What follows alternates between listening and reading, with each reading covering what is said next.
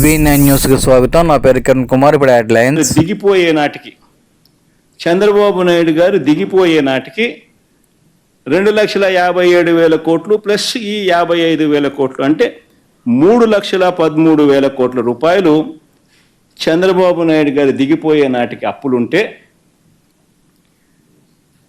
మా ప్రభుత్వం వచ్చేసరికి మా ప్రభుత్వం వచ్చేసరికి ఆ అప్పులు వీళ్ళు చూపించిన దాని ప్రకారమే 4,90,000 మా ప్రభుత్వం దిగిపోయే నాటికి గవర్నమెంట్ అప్పులు 4,91,774 కోట్లు ప్లస్ గవర్నమెంట్ పూచీపడ్డ అప్పులు 1,54,000 కోట్లు అంటే రెండే కలిపితే 6,46,000 కోట్ల రూపాయలు. అంటే వాళ్ళ చంద్రబాబు నాయుడు హయాంలో 3,13,000 కోట్లు ఉన్న అప్పులు మా హయాంకి వచ్చేసరికి, మా హయాం అయిపోయేసరికి 6,46,000 కోట్లు అప్పులుగా వాళ్ళంతకు వాళ్ళే చూపించడం జరిగింది.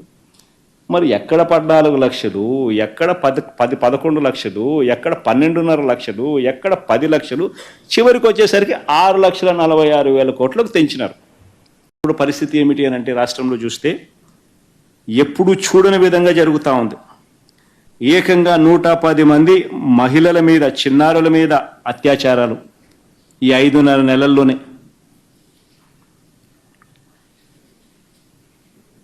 ఇందులో 11 మంది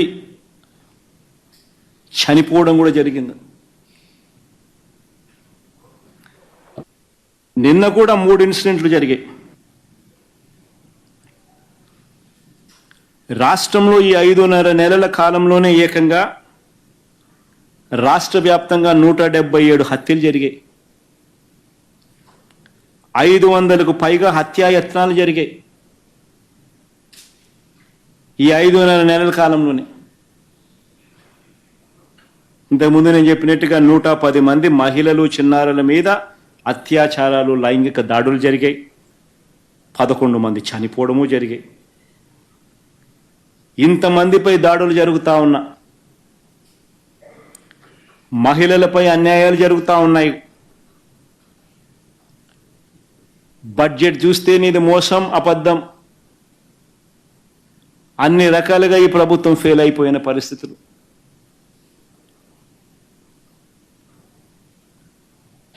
పిల్లలకు సంబంధించిన ఫీజు రీయింబర్స్మెంట్ ఇంతవరకు ఇలా పిల్లలు రోడ్డు ఎక్కుతున్నారు. ఇదిగో నీ మోసం. ఎన్నికల వేళ నువ్వు చెప్పినావు ఇది చేస్తాను అని. ఇదిగో నీ సూపర్ 6. దీనికి కావాల్సిన బడ్జెట్ ఇది 74,000 కోట్లు. నువ్వు చేసినది మోసం కాదా? నువ్వు చెప్పినది అబద్ధం కాదా? నీ మీద 420 కేసు పెట్టకూడదా? ఆర్గనైజ్డ్ క్రైమ్ ఇది కాదా అని నేను ట్వీట్ పెడతా ఉన్నాను. నా ఎమ్మెల్యేలు, కంటెస్ట్ చేసిన ఎమ్మెల్యేలు అందరూ ట్వీట్లు పెడతా ఉన్నారు, పెట్టబోతున్నారు.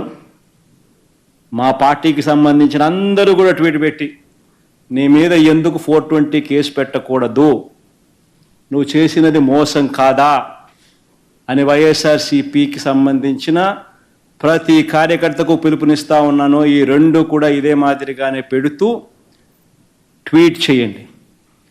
ఇన్స్టాగ్రాము, ఫేస్బుక్, వాట్సాప్, యూట్యూబ్ అన్నిట్లోనూ పెట్టండి. ఎంతమంది నేను అరెస్ట్ చేస్తాడో చూద్దాం. అరెస్ట్ చేయడానికి ఏదైనా ముందుకు వస్తే ఫస్ట్ నా దగ్గర నుంచి స్టార్ట్ చేయమని చెప్తున్నా. ఏమయ్యా నువ్వు చెప్పలేదా ఇవన్నీ? నీ మేనిఫెస్టోలో ఇవన్నీ లేవా? నీ బడ్జెట్ ఇది కాదా? నీ బడ్జెట్లో కేటాయింపులు, వీటికి సంబంధించిన కేటాయింపులు ఇవి ఉండాల్సింది కాదా? మరి ఎందుకు కేటాయింపులు చేయలేదు? చేసినందుకు, చేయనందుకు, మోసం చేసినందుకు, అబద్ధాలు చెప్పినందుకు నీ మీద 420 కేసు ఎందుకు పెట్టకూడదు అని ప్రశ్నిస్తూ రాష్ట్ర వ్యాప్తంగా ప్రతి ఒక్కరిని కూడా ట్వీట్ చేయబోతున్నాం.